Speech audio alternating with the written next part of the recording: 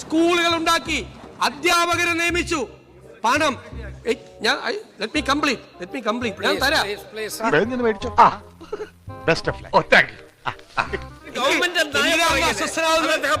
അങ്ങനെ അസ്വസ്ഥരാവുന്നത് അങ്ങിരിക്കും. ഞാൻ അങ്ങക്ക് വഴങ്ങാന്ന്.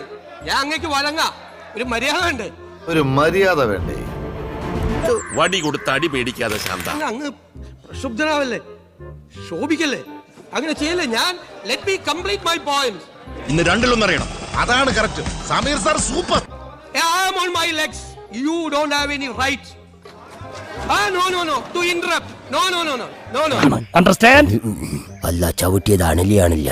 അവന്റെ ഒരു ഇംഗ്ലീഷ്, നമുക്കൊന്നും ഇംഗ്ലീഷ് അറിയില്ലെന്ന് അവന്റെ വിചാരം. ഒരു ബഹുമാനപ്പെട്ട മുഖ്യമന്ത്രി പ്രതിപക്ഷത്തെ നേരിടേണ്ടത് ഇങ്ങനെയല്ലോ. ഇതൊക്കെ എന്ത് ദ്രോഹാടോ. RDPയുടെ തൊലി ഇരിക്കുകയാണ് ഉത്തമ. സഹിക്കുക അല്ലാതെ എന്ത് ചെയ്യാ? യു ഹാവ് നോ റൈറ്റ് എന്നാണ് പറഞ്ഞത്. അങ്ങനെയാണോ നേരിടേണ്ടത്? ഇംഗ്ലീഷ് പറഞ്ഞാൽ എനിക്കൊന്നും മനസ്സിലാവില്ല സാറേ. ഇംഗ്ലീഷ് മനസ്സിലാവുന്നതാണ് ജോലിക്ക് എടുത്താൽ. ആ കാര്യത്തിൽ അദ്ദേഹം വഴങ്ങാന്ന് പറഞ്ഞിട്ട് പിന്നെ പറഞ്ഞത് യു ഹാവ് നോ റൈറ്റ് എന്നാണ്. അങ്ങനെയാണോ ഒരു സമീപനം സ്വീകരിക്കേണ്ടത്? അതാണ് പ്രശ്നം. ഞാനൊരു ചെണ്ടയാണെന്നാ ഇവിടെ ഉള്ളൊരു വിചാരം.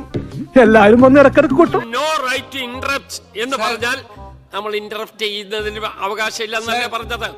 അതുകൊണ്ട് ഇതാണല്ലേ മെനു. അപ്പൊ ഞാൻ ഉദ്ദേശിച്ച സാധനമല്ല. തന്നിട്ടുണ്ട്. ഞാൻ വഴങ്ങാന്ന് പറഞ്ഞു. പക്ഷെ അദ്ദേഹം എന്താ ചെയ്തത്? അദ്ദേഹം നിരന്തരമായി ഞാൻ പ്രസംഗിക്കുമ്പോൾ എന്റെ പോയിന്റ് കംപ്ലീറ്റ് ചെയ്യാതിരിക്കാൻ വേണ്ടി ബഹളം ഉണ്ടാക്കി. എന്ത് നല്ല കാര്യം പറഞ്ഞാലും അവനോടൊക്കെ ഉണ്ടാക്കും. കൂളും താങ്കരിയ ഔചിത്യം എന്നൊരു സാധനമുണ്ട്. ഒരു മനുഷ്യനായ കുറച്ചൊക്കെ ഔചിത്യം വേണം. അങ്ങേ പോലെ ഒരാൾക്ക് യോജിച്ചല്ല. I am on my legs എന്ന് പറഞ്ഞാൽ അതൊരു പാർലമെന്ററി വേർഡാണ്. ആ പാർലമെന്ററി വേർഡാണ്. നിങ്ങൾ പരിശോധിച്ചാൽ മതി. എന്തറിയാം വിവരക്കേട് എന്നെ.